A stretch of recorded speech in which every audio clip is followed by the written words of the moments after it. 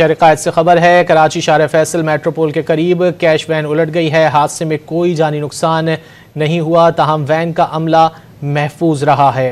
मजीद तफसीलात जान लेते हैं डॉन न्यूज़ के नुमाइंदे सैयद वसीम से। वसीम, मजीद क्या मालूम हो सका? जी बिल्कुल, देखें, कैश वैन है जो अवारी टावर से जो शार फैसल का ट्रैक एयरपोर्ट की जानिब, FTC की जानिब जाता है, वहां पर मोड़ काटते हुए जो है वो उलट गई।